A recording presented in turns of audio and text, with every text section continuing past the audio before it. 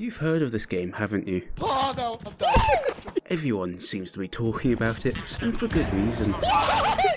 Lethal Company puts you in the position of an independent contractor, sent out to scrap planets for valuables such as glass bottles, comically large screws, and, of course, fake teeth. A dream job for sure, with the goal of fulfilling the quota set by the company. But unfortunately for us, it won't be as simple as walking in and grabbing what we like. Oh my god, run. You'll have to use wit, grit, and pure luck in order to be successful. Our scrapping operation takes place on our dingy little shuttle, where we will live out the duration of our contract using the 1940s computer to pilot ourselves to various moons where our riches may lie. We land ourselves at a location and prepare for our expedition, purchasing torches from the terminal which are swiftly delivered via musical rocket. We make our way over to the entrance and enter the facility, inspecting the drab interior as we scatter through the halls like rats, looking for whatever goodies we can find, scanning the rooms, often in pitch darkness, finding pieces of scrap which we quickly gather like gremlins. But our joy is quickly ended as we realise we aren't alone. Not only must we collect enough scrap to meet our quota, we must also survive whatever horrors are found in the abandoned facilities. Desperately fleeing from the monsters within, holding whatever scrap we can in our clutches as those that survive burst out of the doors and attempt to escape back to the shuttle. And they better do it quick, as in the evening the outside is no less dangerous than within this facility. And at midnight, the shuttle will simply leave, abandoning anyone not on board. These circumstances ensure that every expedition is intense. Oh no. As you never know what threat lurks within, but having no choice but to collect sufficient scrap in the limited time we have. Death is inevitable. You simply have to ensure it does not affect your bottom line. Once we've collected sufficient scrap, we can take it back to the company HQ. This monolithic structure is how we cash in our loot and meet the quota, placing the items on the table and ringing the bell to alert the company to our presence. But we have to be quiet as we do so, as the secretary can be quite cranky and doesn't appreciate loud noises. So we of course try to push the limits every single time we show up, testing how far we can get. Each moon features a unique wasteland for our business venture, where we can scavenge the locations there. The moons all have difficulty ratings.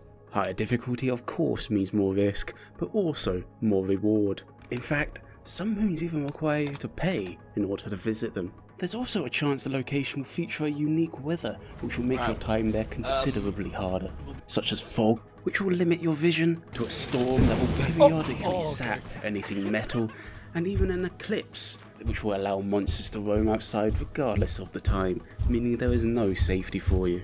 After pondering for a while, we finally decide to land on the next moon. We decide to purchase radios, allowing us to communicate over long distances. This means that one person can stay behind, where they can monitor us over the cameras, giving us directions to loot, open and close doors, deactivate certain threats such as turrets, and alert the scavengers to the many monsters hunting them down. Having a designated busboy changes the dynamic of our operation, as having an eye in the sky helps ensure a safe and profitable expedition. But this does mean you have one less respectable collector aiding the scavenging process. Despite all of this, failure is the most likely outcome, as you are sorely outmatched.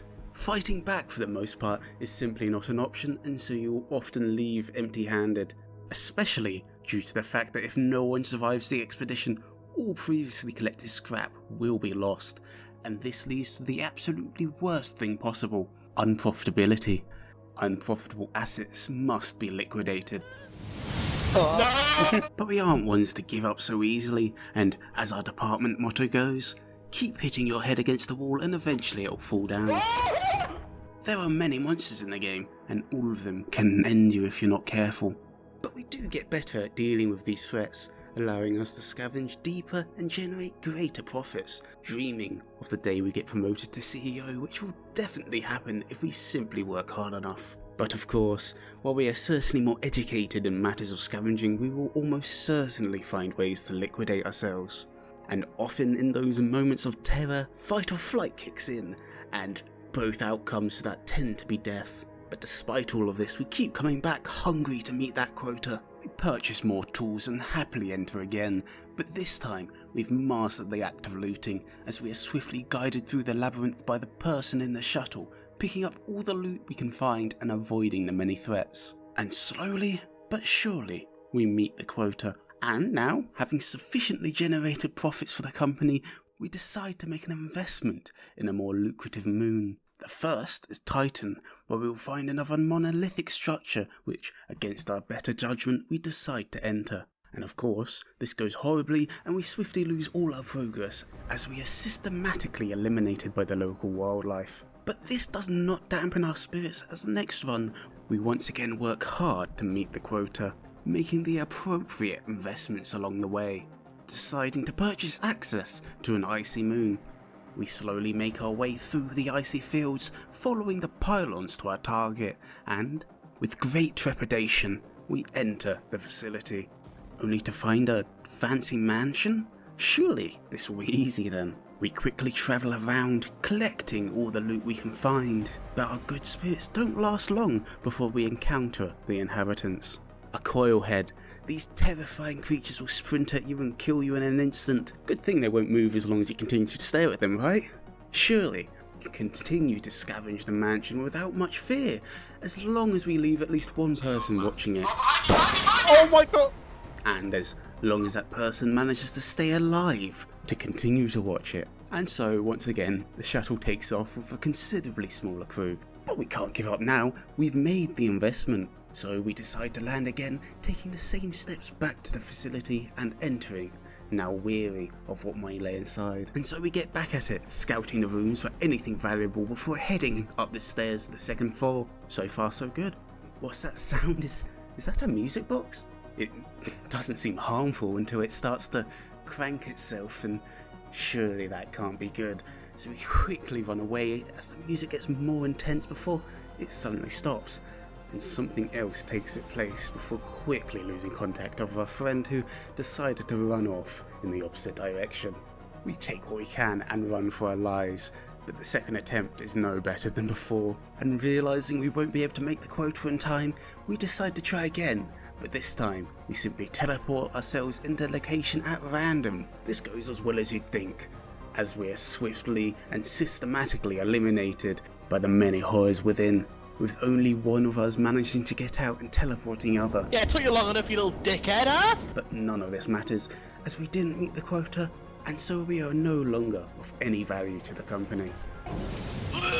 Lethal Company is an intense horror game that keeps you coming back. It's fun, challenging and highly replayable, not to mention that the game is very reasonably priced and the developer is very active, aiming to bring out more content continuously, which makes it very worthwhile to pick up, especially if you've got a few friends to bring along with you.